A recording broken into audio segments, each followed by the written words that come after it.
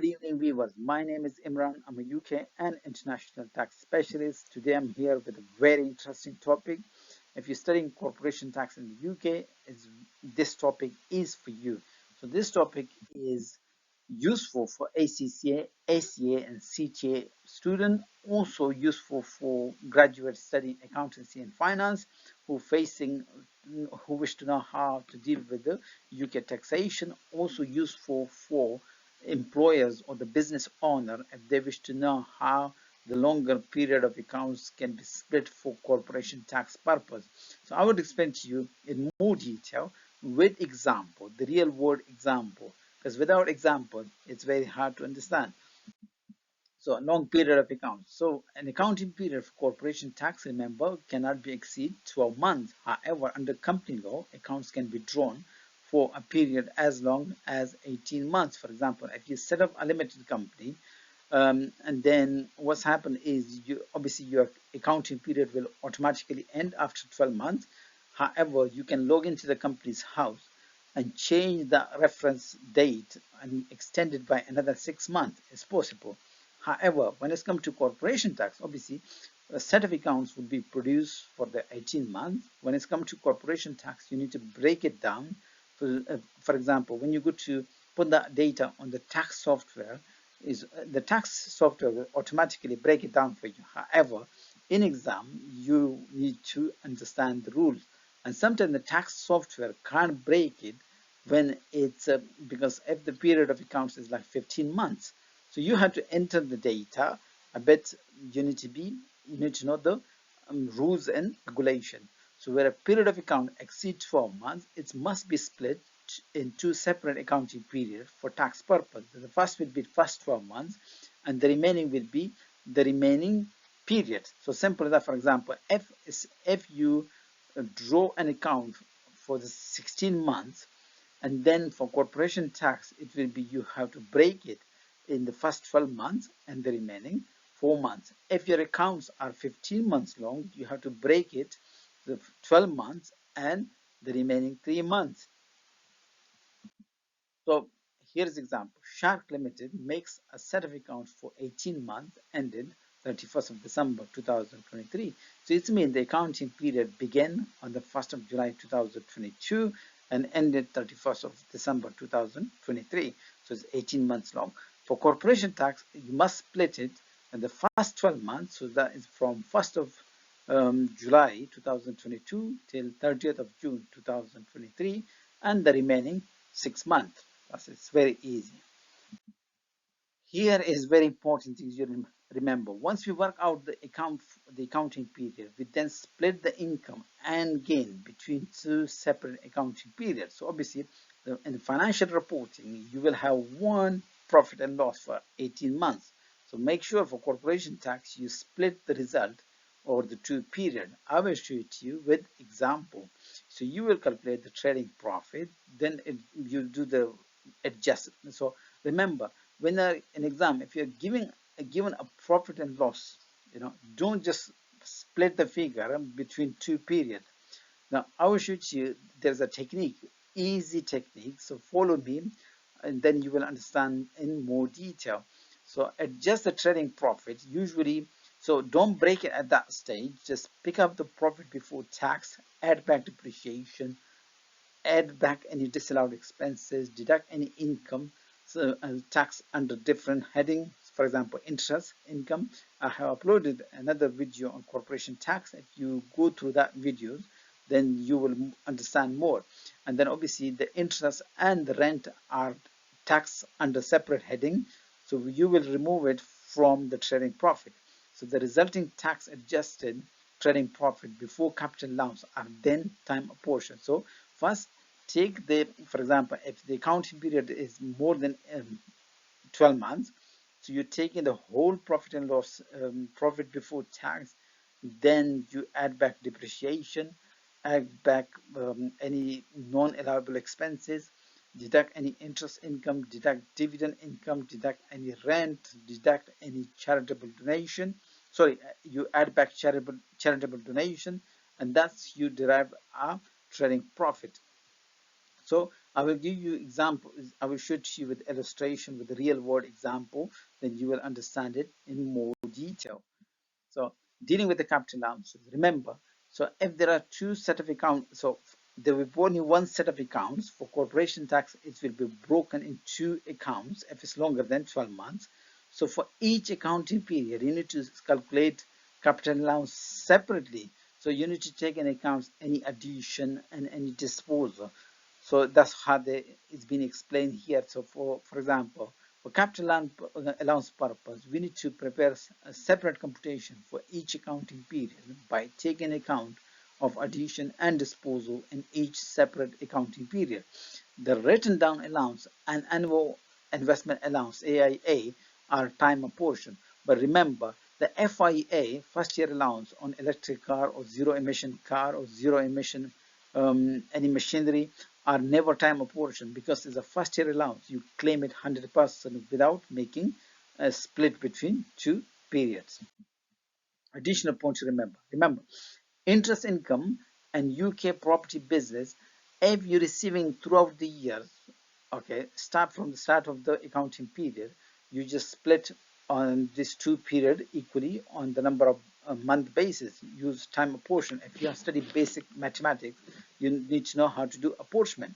However, if you acquire a source of income or interest income or UK property income partway through the accounting period, in this case, we must time apportion the income. For example, if your accounting period started on 1st of January 2022 and ended 30th of June 2023, and then you open a deposit account which start to give you any interest from 1st of January 2023. So remember, you include the interest income from 1st of January till 2000 till June. So only that 6 months. Remember, because it was open halfway through. So remember that point as well. Same as, for example, if your accounting period began from 1st of January 2022 and ended 30th of June 2023, and then you have start to have a rental income from 1st of January 2023. So you don't need to include the rental income in the previous 12 months because it's only started halfway through. So just bear in mind, the apportionment will be only done if it's started from beginning of the period till the 18 months. So then you apportion or split into period. Okay. Here is example. Spring Limited prepare a set of accounts for 15 months with accounting period ended 30th of March 2023.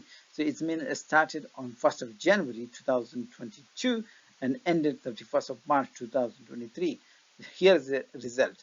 So there is a clean profit and loss given to you. Okay, in exam you will have this kind of things, maybe a bit longer, but because of the space I just make it a bit shorter and complex, so just to cover everything in one page. So profit before tax is given to you. There's additional notes. Admin expenses include 15,000 to charity, 10,000. So the charity, the way it's been paid, 10,000 paid on 1st of January each year to charity, and 20,000 depreciation charge. So dividend were received on 1st of October. So fixed asset was sold on 28th of October with a chargeable gain. Remember, it was sold in a period like, so remember the date. So the chargeable gain is very important. Okay, the tax return down value on the general pool is 40,000, and then the company bought furniture costing that much on the 1st of October 2022. Remember, these dates are very important because remember, reason is because the period of accounts is longer than 12 months, it's 15 months. So remember, it's matter when the disposal for capital gain occur. So make sure that you record that disposal in that accounting period. So same is it's matter for the charity as well. The same is matter because the charity is based on the actual payment date. Okay, and then for capital allowance purpose, you make sure you calculate you work out two set of capital allowance calculation for each accounting period. So I will show you. So step number one. So you always start here is first break the period. So break the period is first 12 months and the remaining 3 months, because for corporation tax the period of accounts cannot be more than 12 months. So if you do this step, it give you a mark or two. The examiner would give you mark. Step number two is start with profit before tax, add back depreciation and donation, and then interest income, and then sorry, deduct the interest income, because the interest income, as I say, is subject to corporation tax, however under the separate schedule, because the way you need to taxing for corporation tax is like trading profit, rental income, interest income, capital gain tax. They goes under, each of them goes under separate heading. All of them are subject to same corporation tax rate. Okay, so the rental income you deduct from here. Dividend income is not subject to corporation tax, you completely remove it. And profit on disposal is 20,000. Adjusted trading profit for 15 months is that much. Okay, so that is step number two. So remember, as I say, is do not try to break the P&L, profit and loss, in two periods. So what you need to do, just take the profit before tax for the entire 15 months. If the period is 18 months, take it for 18 months, and then do the normal adjustment. So once you deal with the normal adjustment, then remember, then the tax adjusting trading profit, then you split this figure in the two. That will be your step number three. So these tax adjusting trading profit before capital allowances are then time apportioned. So 235,000 is the tax adjusted profit. So you, for the first 12 months and the remaining 3 months, so 12 divided by 15, because 15 months is the period longer, and then 3 divided by 15. It's very easy.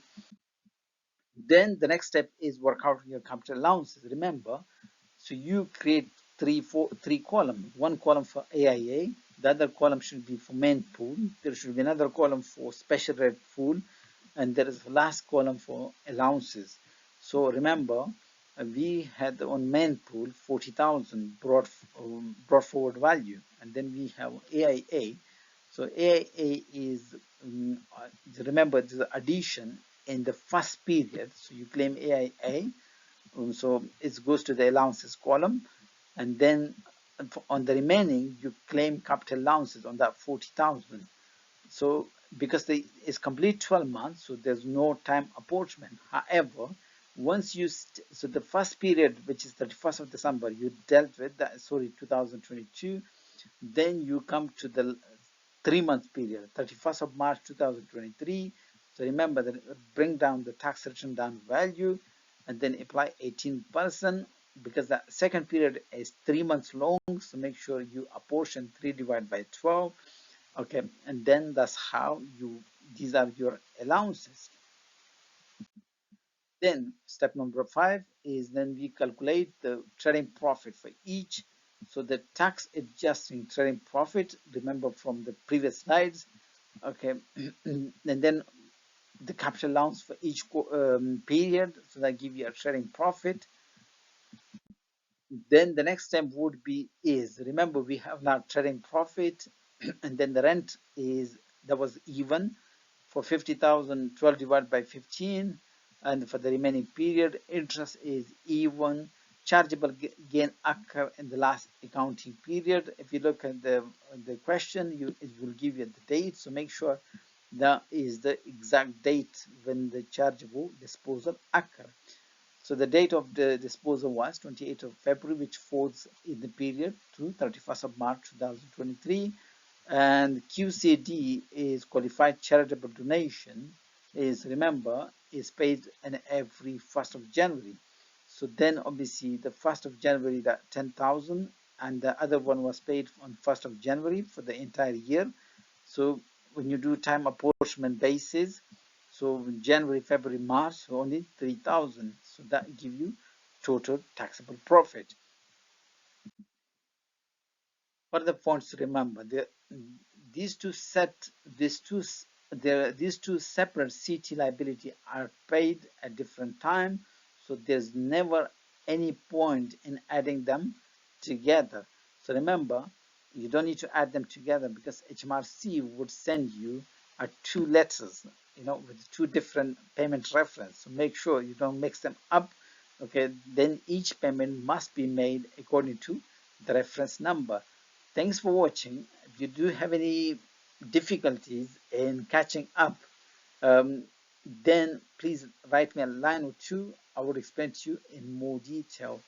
You can subscribe for more. I will be making more videos on capital allowances now, and then we'll be heading towards CGT, capital gain taxes, and then followed by lengthy questions. So I'm just trying my best how to bring it to one, so I can do a full length question for you, so which covers everything. Like for example, it covers the trading profit adjustment, the capital allowances.